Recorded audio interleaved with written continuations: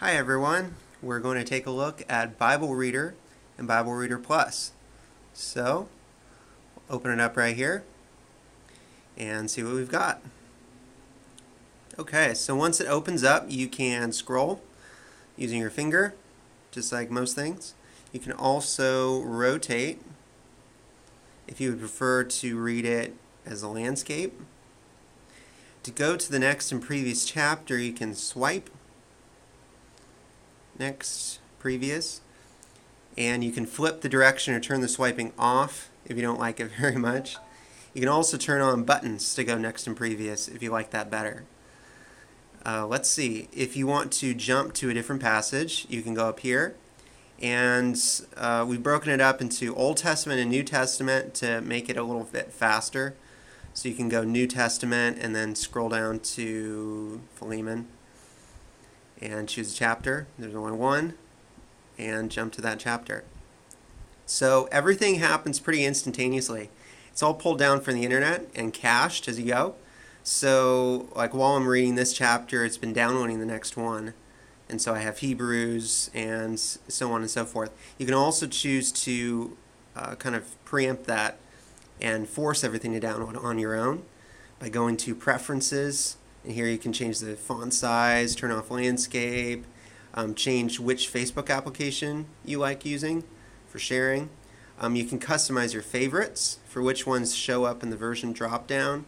If I take a look at one of them, like here's the American King James, you can see 100% I've downloaded this book, so I can clear from my cache or I can jump to that book in translation. But if I tap on something else like Hebrew, I haven't downloaded Hebrew yet, so I could go down here to the bottom or tap on any book and select download or download all, and so then it'll download the chapters in the background as a dashboard stage.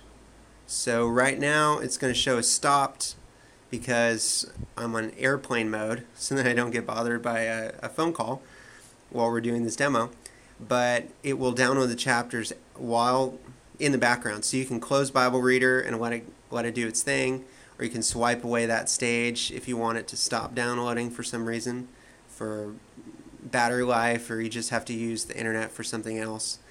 And so let's see, so while you're reading, so tap here to change which passage you're in, or tap up here in the upper right corner to change which translation you're on. And you can also tap on any verse to get a context menu and how to things you can do with that verse. So you can highlight and choose between 5 colors to highlight that verse.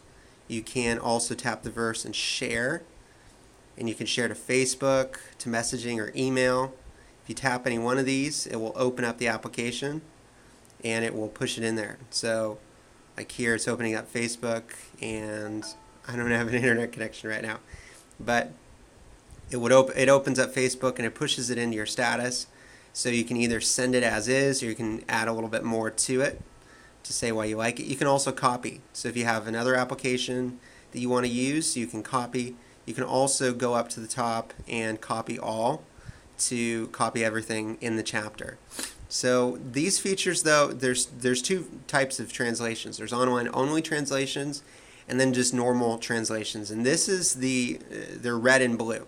So you see when this pops down, some are red, some are blue. The red ones are ones that you can save to your device, you can highlight, you can share. The blue ones rely on the internet and they cannot be highlighted or shared. And it's just one of the limitations of the permissions we have right now in regards to those translations. So you can mix and match, though, depending on which ones you prefer and what you need, whether you are offline or not. And so you can go to Manage Favorites, and you can see here there's Bulgarian, Creole, German, English, Spanish, French, Greek, Hebrew, Korean, Russian, Romanian, Ukrainian, Vietnamese, Chinese. There's a lot of different languages and translations. We also have here the online only. There are many more.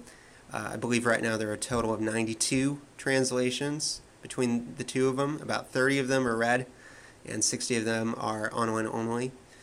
You can also see the ones that are saved in cache but maybe aren't your favorites if you think that if you need to clear up some hard drive space or something. Now in Bible Reader Plus you have reading plans, and here I can manage my reading plans and I can turn on or off which ones I like. So I like to have a verse of the day, chapter of Proverbs every day, as well as the blended one is kind of fun. It's Bible in a year, but instead of being beginning to end or chronological per se, it's just shuffled a little bit to create a little bit of variety. If I go up to the top and go to reading plan, it will open up my reading plan for today. So the first in the list was verse of the day, so we get a verse of the day. Then we get a chapter of Proverbs. Then we get Jeremiah. And you can also see that this checkbox, mark as read. That's also a Bible Reader Plus feature. So if you go to reports, you can see all the chapters that you marked as read every day. And so this is for the week, and then a ratio of how much Old Testament and New Testament you've been reading for the week. You can also see the month. So this feature has been added pretty recently, so I haven't been reading in any more than the last week in regards to these features. But you can see this week and this month, and it's kind of cool. It's a neat way to challenge yourself to get an idea of how much you're reading, and it also helps make it feel more valuable. Like check, I accomplished something. So I really like that. And let's see if we've got anything else here. We also have bookmarks. So you can go to bookmarks. You can add a bookmark for whatever passage you were reading. You can also see passages you've recently visited, which is nice too. So if you were reading something yesterday and you wanted to pick up where you left off, you can find it in the recently visited list in the bookmarks page. Even though you might not have bookmarked it, you can still figure out where you were. And now if I go back, here I'm back to reading.